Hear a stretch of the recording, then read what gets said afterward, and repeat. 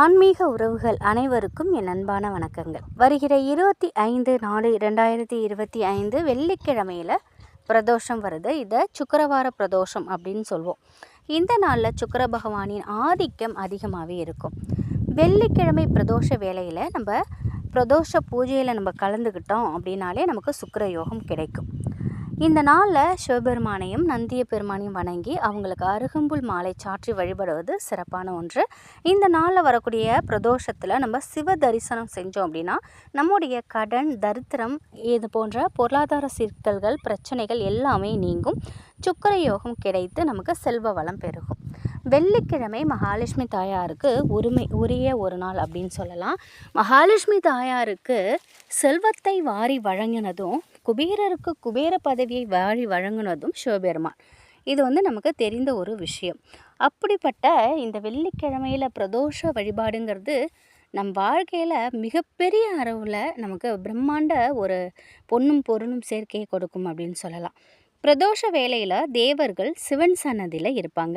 இந்த நாளில் பிரதோஷ வேளையில் சிவ தரிசனம் செய்ய வேண்டியது நமக்கு ஒரு முக்கியமான ஒரு விஷயம்.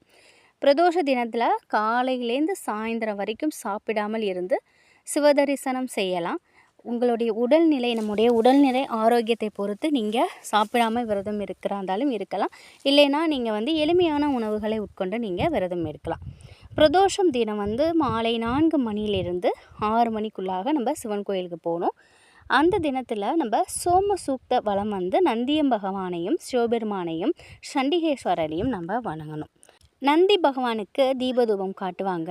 அப்போ நம்ம வணங்கினதுக்கப்புறம் சிவபெருமானுக்கு நடக்கக்கூடிய தீப ஆராதனையை நந்தியம் பகவானோட கொம்பு இருக்கு இல்லையா, அதன் வழியாக பார்த்து நம்ம தரிசனம் செய்தோம் அப்படின்னா நம்முடைய தோஷங்கள் நீங்கி நமக்கு நன்மைகள் கிடைக்கும். அதனால் எப்பொழுதுமே சிவபெருமானுக்கு நடக்கக்கூடிய அந்த தீப தூபத்தை நந்தியம் பெருமானோட 2 கொம்புகள் வழியாக நம்ம அவங்கள பார்த்து நம்ம தரிசனம் செய்யணும். பிரதோஷ வேளையில் நம்ம பிரதோஷ விரதம் இருந்துக்கிட்டு வந்தோம் அப்படின்னா விரைவிலேயே திருமணம் ஆகாதவங்களுக்கு திருமணம் கைகூடும்.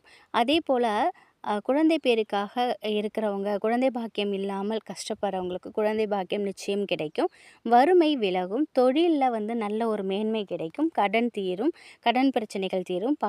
அந்த பகைகள் எல்லாமே விலகும், நோய்கள் நீங்கும். இப்படி அனைத்து விதமான தோஷங்களும் பிரச்சனைகளும் நிச்சயமாக தீரும். அதனால் எப்பொழுதுமே பிரதோஷ விரதம் எடுங்க. அதே போல் மாணவர்கள், குழந்தைகளை நீங்கள் பிள்ளைகள், நம் வீட்டு பிள்ளைகளை அந்த பிரதோஷ நேரத்தில் நம்ம கோவிலுக்கு அழைச்சிட்டு போகணும். இந்த மாதிரி பரீட்சை எழுதுகிறவங்க, தேர்வில் அதிகமாக மார்க் வாங்கணும்னு நினைக்கிறவங்களாம் பிரதோஷத்தில் கலந்துக்கிறது ரொம்பவே சிறப்பு வாய்ந்தது. அடுத்து பார்த்திங்கன்னா, பிரதோஷ நேரத்தில் நம்ம வெள்ளிக்கிழமை பிரதோஷ நேரத்தில் வில்வ இலையும் சங்குப்பூவையும் அர்ச்சனைக்கு நம்ம வாங்கி கொடுக்கணும். எப்பொழுதுமே நம்ம சிவபெருமானுக்கு வில்வ இலை நம்ம வாங்கி கொடுப்போம். ஆனால் இதோடு சேர்த்து நம்ம சங்குப்பூ வாங்கி கொடுப்பது நம் வீட்டில் பொருளாதாரத்தை மேன்மைப்படுத்தி கொடுக்கும் அப்படின்னே சொல்லலாம். அதனால் மறக்காமல் பிரதோஷத்துக்கு வில்வ இலையும் சங்குப்பூ கிடைத்தால் சங்குப்பூவும் நீங்கள் வாங்கி சிவபெருமானோட அர்ச்சனை அபிஷேகத்துக்கு நீங்கள் கொடுக்கலாம். அடுத்து வெள்ளிக்கிழமையில் இந்த ஒரு தீபத்தை நீங்கள் ஏற்றுங்க. பண கஷ்டமே இருக்காது. இந்த தீபம் ஏற்றுவதற்கு ஒரு தாம்பழத்தட்டை எடுத்துக்கோங்க. அதில் ஒரு கைப்பிடி அளவுக்கு டைமண்ட் கல்கண்டை வச்சுடுங்க. அதற்கு மேலே ஒரு தீபத்தை, ஒரு அகல் விளக்கு வைத்து நல்லெண்ணெய் ஊற்றி மஞ்சள் குங்குமம் போட்டுலாம் வச்சுட்டு நல்லெண்ணெய் அல்லது நெய் ஊற்றி பஞ்சு போட்டு தீபம் ஏற்றுங்க. இந்த திரி மஞ்சள் நிறத்தில் இருக்கிறது ரொம்பவே விசேஷமானது. இந்த தீபத்தில் கொஞ்சமாக பச்சை கற்பூரம் ஒரு சிட்டிகை, மஞ்சள் தூள் ஒரு சிட்டிகை, அடுத்து பார்த்திங்கன்னா அந்த டைமண்ட் கல்கண்டை நல்லா நுணுக்கி அது ஒரு சிட்டிகை, இது 3த்தையும் கலந்து ஒரு 2 சிட்டிகை ஒரு சிட்டிகை அந்த தீபத்தில் நீங்கள் போடுங்க. இந்த தீபம் அந்த தானாக மலையேறட்டும், அந்த அளவுக்கு அது தீபம் எரியட்டும். நம்ம குளிர்விக்க வேணாம்.